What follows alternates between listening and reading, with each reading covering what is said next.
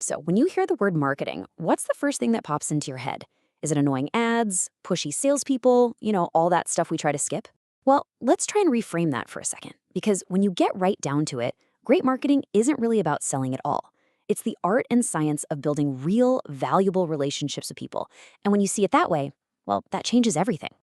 And hey, don't just take my word for it. Jeff Bezos, a guy who knows a thing or two about building a customer-obsessed company, he absolutely nailed it with this quote. The whole game isn't about the one-time transaction. It's about creating genuine value. That's the real foundation for any relationship that's built to last. And here we have the more, let's say, textbook definition. But look closely. It's basically a two-way street. Companies first have to create value and build that strong relationship. It's only after they've done that that they get to capture value, things like profits and loyalty in return. It's a give and get deal, just like any healthy partnership. So, where does any good relationship start? Well, it starts by actually understanding the other person, right? And in the world of marketing, that means getting to know you, the customer, on a really deep level. To build that relationship, marketers first have to get what makes us tick. And they often see it as this clear progression. It all starts with a basic human need, like, say, you're hungry. Then our culture and our personality shape that need into a specific want. Suddenly, you don't just need food, you want a taco. And once you've got the cash in your pocket to buy that taco, boom, it becomes a demand. Really great marketing plays across this entire spectrum. And this isn't just about staring at data on a screen. Take a company like Airbnb. Their founders literally go and stay at their own listings. They live the customer experience. This gives them these incredible insights you could never, ever find in a spreadsheet, and it lets them build a better service from the ground up. But here's a trap a lot of companies fall into, something called marketing myopia. This is when they get so obsessed with their own product, let's say the drill bit they sell, that they forget what the customer actually wants, which is the quarter-inch hole. It's kind of like going on a first date and only talking about yourself. It's not a great look, and it probably won't lead to a second date. So just take a second and think about this. That brand you absolutely love. It could be a coffee shop, a clothing line, a tech company, whatever. What is it that they do that just makes you feel like they get you? That feeling right there, that's the magic of great marketing. All right, so once a company has a real grasp on what the customer needs, what's next? Well, their next job is to make a really clear promise about the value they're going to deliver. And that promise has a name. It's called the value proposition. It's the simple, direct answer to the customer's biggest question. Why should I pick you over everyone else? Think about Sonos. They don't just sell you a speaker. Their promise is to be the smart speaker for music lovers. That's their value proposition.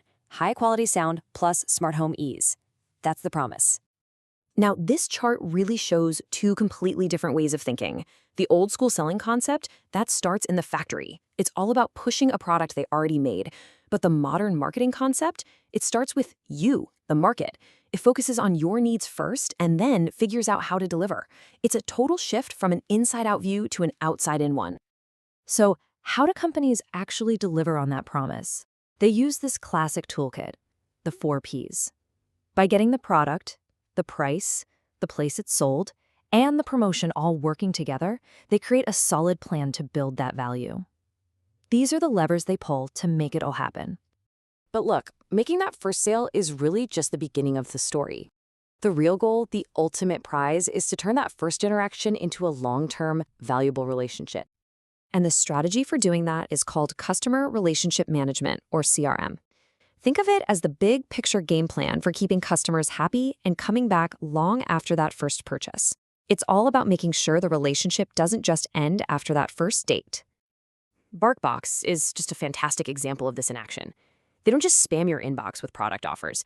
They build this whole community around the funny, shared experience of being a dog owner.